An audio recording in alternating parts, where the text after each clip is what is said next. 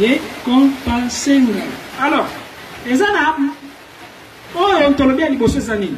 Au lali bongo, au bandi comme ça, méditation, si bango bandi va aller réciter notre Père, Tata Wabiso. Tata Wabiso. Si quand vous allez aller réciter, et c'est nous rester malin, mais vous allez aller méditer chaque phrase pendant 5 minutes.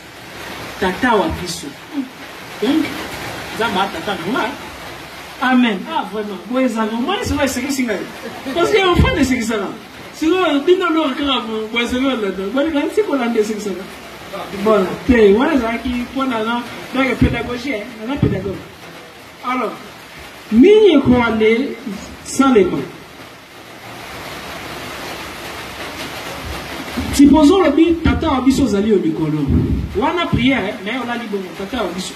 Donc, nous avons besoin de Tata Nanga. Donc, c'est ma tata Nanga. Donc, Azan a Mikolo. Donc, Azan a Mikolo Moli Monanga. Donc, Azan Tato Yanga. Donc, nous avons un fils, il y a lumière. Tel père, tel fils. Donc, on nous dit voilà ça la dissertation sur chaque mot. Ok? Développement. Sur chaque mot, aux alliés va les prononcer à notre Père, mais tout état allongé, au blanchir, penser naïo, aux a concentré, aux alliés quand on respire, pour former aux alliés qu'on valider chaque mot. Chaque mot, il y a notre Père qui est aussi. Tata Abisso aux alliés au Mikolo. Que ton nom soit sanctifié. Comment son nom sera sanctifié? C'est que les gens développent une purification. Parce que ça, mon Père, et c'est que là, ça fier d'anga. Il faut être fier. C'est que je dois faire l'effort. Je t'adore. Chaque partie est un petit asuka. Donc, petit asuka, vous allez savoir méditation. Vous savez, chaque jour. Ce qui est au salamo, ti pongei bayo. Olali. Ce qu'on a mis que l'on a liboso pour aller bouger ma moto. Vous avez un cas fixe. Vous avez dit qu'on réfléchit. Nazara qui wapi. Namoni nini. Vous avez un cas pembeni. Vous avez encore une expérience. Nini omoni nandoto. Nini tout. Un jour, et vous comme un voyage. Et là clair, hein? Pas voilà. Qu'est-ce qu'on a eu? Technique, il y a un marié.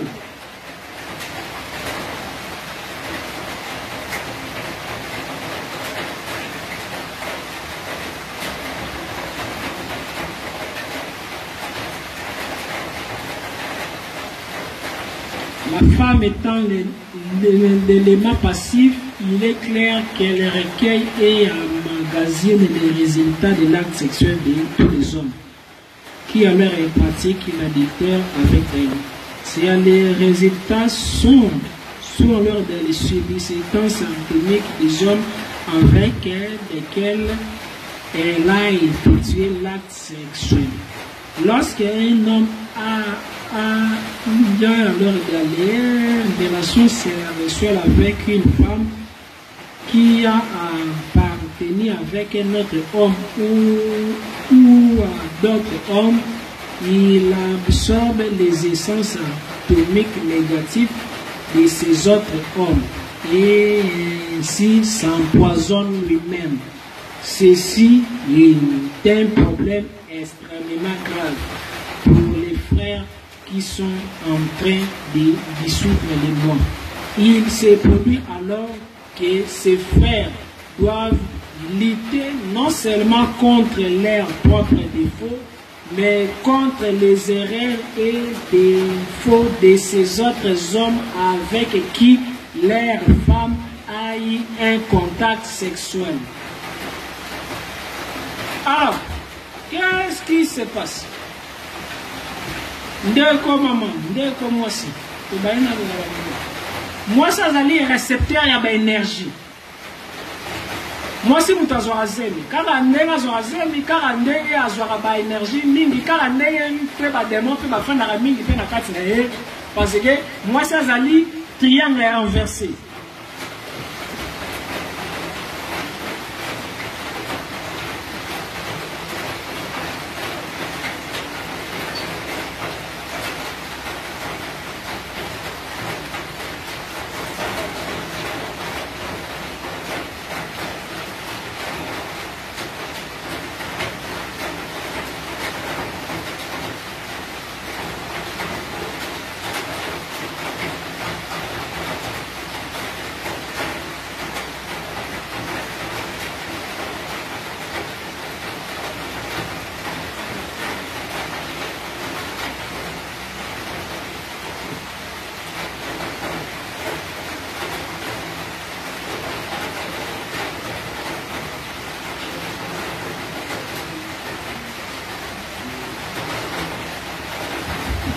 Ceux qui ont posé question, si dans le sexe, c'est ça,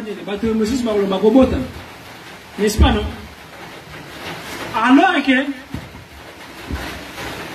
on connaît quoi, bébé, ça fait ni na pour le sexe. On connaît aussi quoi aller, donc ça fait ni na pour le sexe. Les amis, t'es quoi aller, donc ça parce que au binaire, qui est milliardaire, aller. Et si on dit non, j'allais parler des choses spirituelles. Alors, moi, c'est hasard réceptif. Donc, il y a qui m'a une énergie. Marie a recevoir qui énergie à Saint-Esprit pour former Jésus à Katina. Ndenge Marie a recevoir qui Jésus n'a pas que Jésus a bon qui Lucifer aussi a cela qui a couplage à Anna moi Simoko et a des versets à Jésus par Botamaka. Tango yo Hérode a dobaki wa boma ba garçon yoso ba bomaka garçon ano yo alingaki azala ya antichrist ya Jésus na même époque. Bon, il y a un sujet, il y a un sujet. Alors, nini ça le maka na niveau ya sexe et zalagana serpent moko atia mukila ne wana ti na colonne vertébrale a matiti na niveau ya mbunju et pas ya moi si serpent wana ya les alaka féminine pour na alingaka recevoir ba énergie côté ya mobali serpent wana azalaka positif parce que a mentaka ba énergie moi si na mobali ba nous kanaka même temps spirituellement pena bale comme ba androgyne c'est-à-dire androgyne les années premier homme azalaki à la fois mobali à la fois moisi azalaki tout puissant tango yo basalaki ba mabe bakabola bango bakomaki faible alors moisi ceux qui sangani na leur moi les bali spirituellement ils agapona donc il va laisser la fusion, va les réaliser, qui peut force va perdre spirituellement. Alors physiquement, ceux qui, moi si au bimana 12 000 balles, 50 000 balles, bah ma soumounion sur la bas mi bali wana et kota na compte na yo, et kota na compte na yo. Soki yo obima na 50 000 libali ba masumu nyose ya mibali wala ala mibaza sasa nene konti na konti na soki ngape na ye na bimi na yo et quand tu fais la compte nanga oh là là c'est grave alors comment est-ce que vous allez qu'on s'attendre que Nzamba délivre yo parce que batu nyose yo moi si obima na bango ba semence na bango et garda banini c'est la destin et c'est greffant la destin na yo même à au point physique spirituellement bon les ali kaka liés spirituellement ce qui a yibi kuna yo pe koto yo nzamba compter yibi so ya bonga mais au lieu de terre vous allez ka wa le kufa kala marti on va pas aller contre la mope ni fait le kaka gratuitement d'innocent pe ayebite ayepe abimi na yo yepe ya kimile ya yepe bele yo pe susuda o kimile ya yo donc ya yebele ke yepe innocent da fille ba tuve msusu o fait akimile pe ye ya yepe bele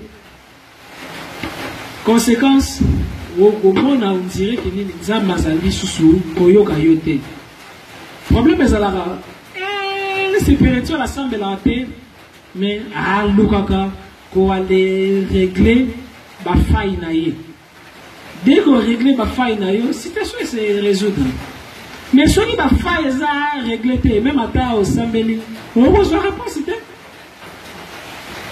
alors et ça na pratiquement pour la couple bon pour avoir les nettoyer biloko ana plus pour les favoriser évolution spirituelle Isaac pendant l'acte sexuel, ba couple et sengeli ba le pronosaka mantra oyo Donc, bino mi bale vous allez aller. Ça la art c'est quoi? Vous allez aller pour le ces phrases. Peut-être donc il donc il paraît tellement fou parce que pour la loba qui m'a commencé mes avis folie pour la bataille va éviter.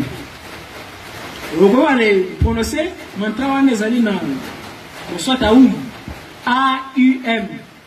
Vous allez voir soit aum soit Iao. Pendant que vous allez passer rapport, vous allez quand la Koloba. Il y a des modalités, il y a des sons serrés. Il y a c'est là, moi sinon mon balai, on va les convaincre créer la connaissance. Parce que on va laisser la montée pour le sentiment. On va laisser la montée pour avoir les bottes à bébé. Prévenez, va faire sacater ni mon bal ni moi si. Dans la zone plus à la masse, parce que moi qui a zaté, nous sommes ça dans l'équipe à 18 ans. Et bon, dans mon livre, on va bon, bien bon, bon, les moments que on va aller, et quand on a zéro plus à la masse. Ok. Alors, pendant que là, c'est celui qui va aller, salement, moi les balles à coquille qu'on jouir té. Moi si tu as coquille peut aller jouir té. Mais, voilà les amis, quand on va laisser la caraba, maintenant,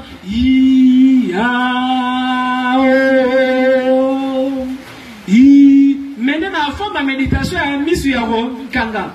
Parce que, donc, il va bien avoir rapport sexuel magique. Pour avoir développé, c'est pas moi, au Saint-Esprit, pour la matamale, médecine à niveau fort. Cela comme la fort, beaucoup, mais c'est lui qui va aller pratiquer au mingi. Alors, pendant que vous avez ça, ceux qui vont aller bas, ils sentir que non, sperme, et comme il permet, au bloquer paiement. Au bloquer paiement, au mec qui va aller. Ça, idée d'ailleurs à l'enfer, le moins l'idée côté, parce que l'idée, on peut garder place pour la réaction et ça la maintenir. Mais ce qu'on va dire que, au lingui, donc, les bimisa matière, on a l'idée. Au calibre, on a sperme et bimaté. Au jaune, c'est sperme. Au jaune, encore, on a le même état, même aussi, moi aussi. Tous les deux, Moutouta, comme on a jouissance. Soyez, pendant la pratique de manteau, comme la jouissance, c'est comme les sous envers Saint-Esprit. Pour nos rapports sexuels, il y a Saint-Esprit. Ceux qui, binobo, bon, les juifs, donc, bino, bon, il s'appelle ici la bino. Alors, tandis que, bon, il bon, il s'appelle ici et comme il péchait envers Saint-Esprit, ils en rappellent à ma conséquence dans le monde d'esprit. Et c'est lui qu'on les a trop prudents. Bah, quand même, quand on a comme on a un livre de vie, ils ont encore un oui. Parce que ils ont dit sexe, et quand on m'a dit ça, sexe V, et quand on a dit ça, sexe. C'est une machine à administration. C'est un élément commercial. C'est ceux qui, à Monica Zali, n'a pas de souci, à passer rapport. Ceux qui, il y a Monica qui a besoin de bébé, à passer rapport. Donc, ceux qui ont un piaka, à lui qui a passé rapport pour la balle, non. Ce n'est pas seulement ça. C'est un rôle normalement primordial. Et ça lit aussi qu'on allait participer à l'éveil spirituel et âme. Ah, c'est ça clair. Alors, pendant l'acte, vous allez prononcer le mantra